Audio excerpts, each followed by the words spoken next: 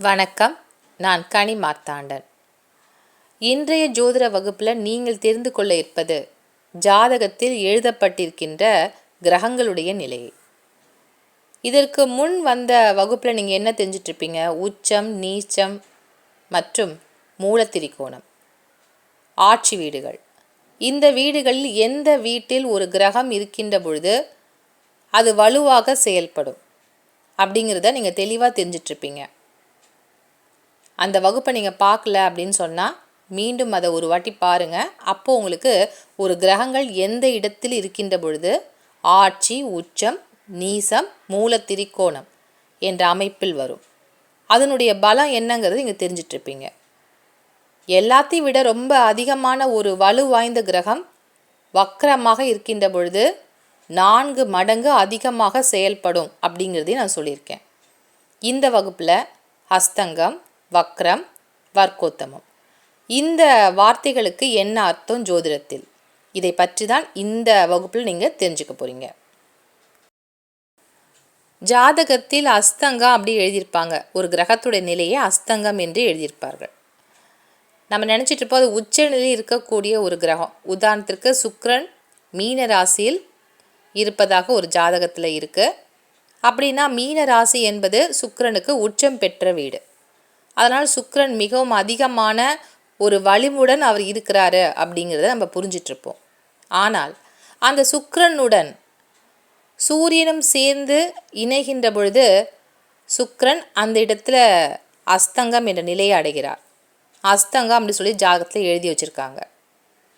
அப்படின்னா அந்த சூரியனுடன் சேர்ந்த சுக்கிரனானவர் மிக அதிகமான ஒரு வலுவுடன் அந்த ஜாதகத்தில் செயல்படுவாரா அப்படின்னு சொன்னால், எந்த கிரகம் அஸ்தங்கம் என்ற நிலையை அடைகிறதோ அது நல்ல பலனை தராது அப்படிங்கிறதையும் தெரிஞ்சுக்கணும்.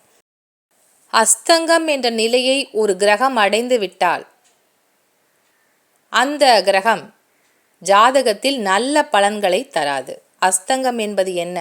சூரிய அஸ்தமனம் கேள்விப்பட்டிருப்பீங்க இல்லையா? சூரிய உதயம், சூரிய அஸ்தமனம். அஸ்தமனம் என்பது என்ன? சாயங்கால நேரம், சூரியன் மறைந்து இரவு தொடங்குகின்ற ஒரு பொழுது. அஸ்தமனம் அதே மாதிரி தான்.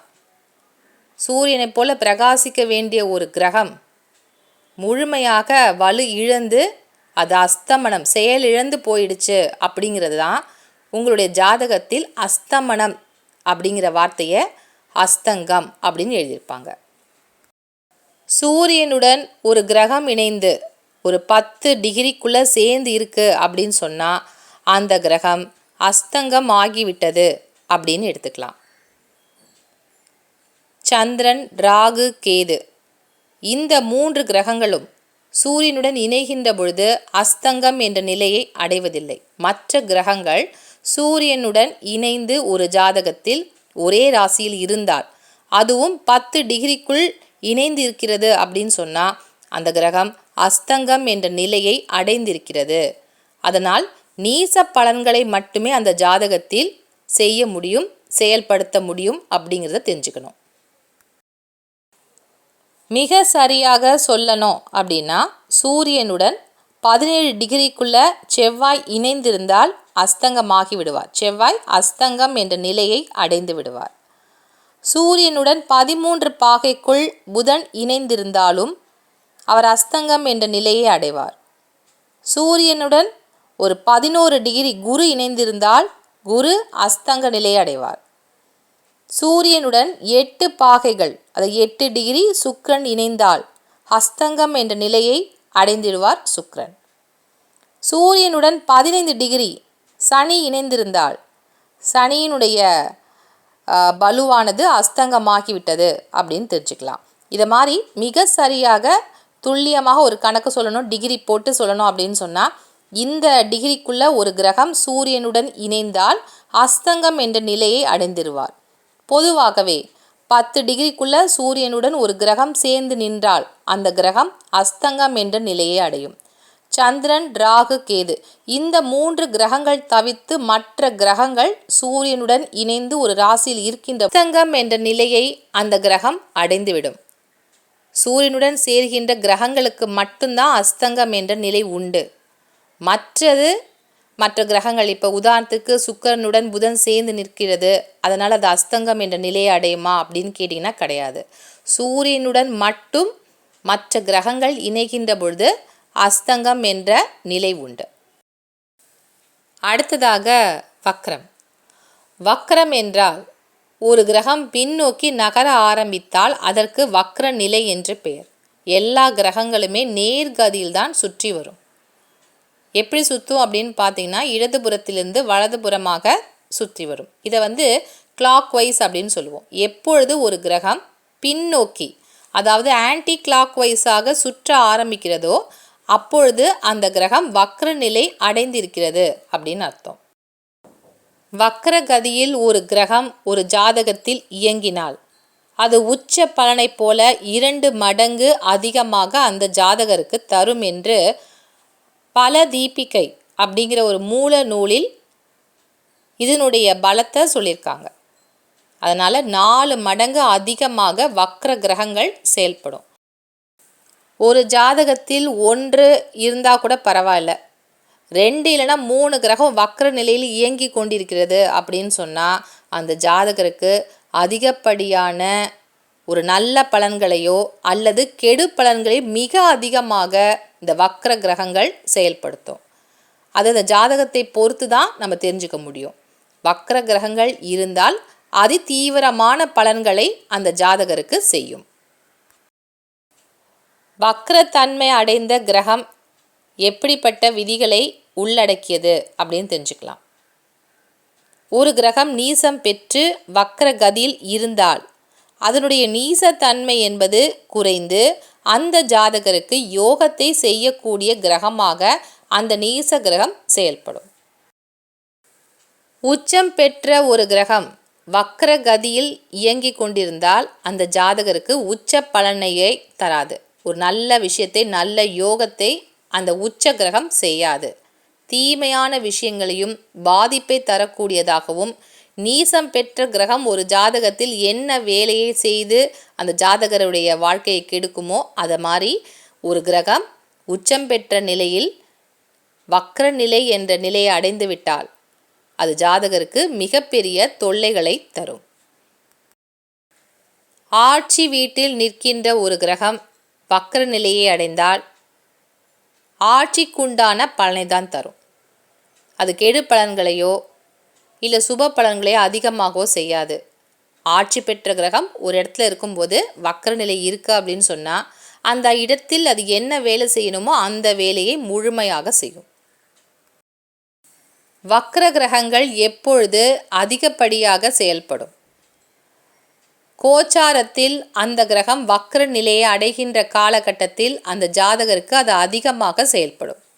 இப்போ உதாரணத்திற்கு சனி வக்ரம் பெற்ற ஒரு ஜாதகர், பிறப்பு ஜாதகத்தில் சனி அவருக்கு வக்ரம் அப்படின்னு சொன்னால் இப்பொழுது இந்த ஜூலை மாதம் எடுத்துட்டிங்கன்னா சனி பகவான் வக்ர நிலையில்தான் இயங்கி கொண்டிருக்கின்றார். இந்த காலகட்டம் அந்த ஜாதகருக்கு அதிகப்படியான நன்மைகளை, யோகங்களை இந்த வக்ர சனியால் அவர் பெறுவார்.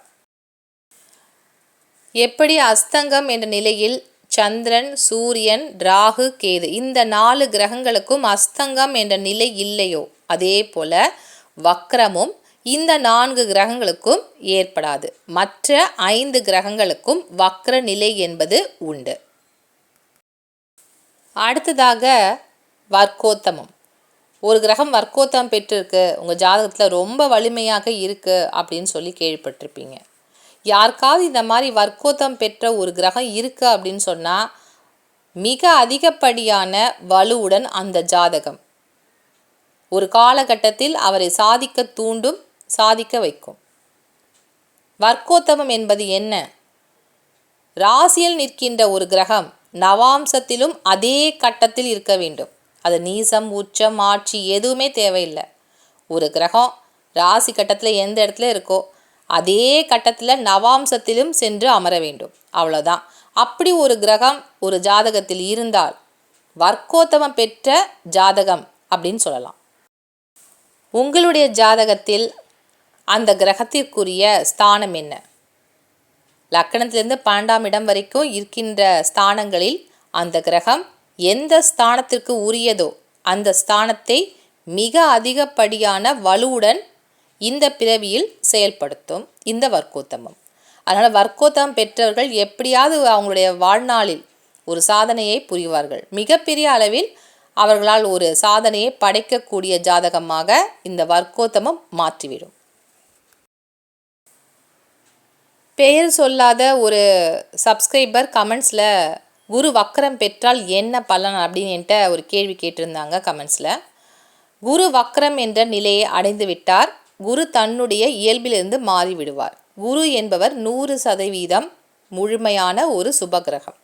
ஆனாலும் அவர் எப்பொழுது வக்ரம் என்ற நிலையை அடைகின்றாரோ அது வரைக்கும் தங்கம் போல ஒரு குரு அவருடைய ஜாதகத்தில் நேர்கதியில் இருந்தால் செயல்படுவார்.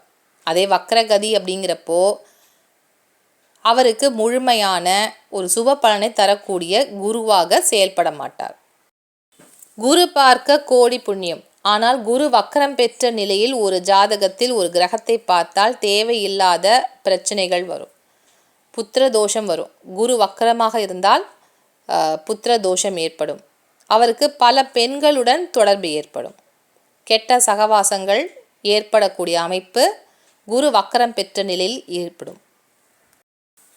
பெற்றோர்களால் பெரியவர்களால் அந்த ஜாதகருக்கு அதிகப்படியான நன்மைகள் கிடைக்காது. மன கஷ்டம் என்பது அந்த ஜாதகருக்கு எப்பொழுதும் ஏற்படக்கூடிய ஒரு நிலை உண்டு.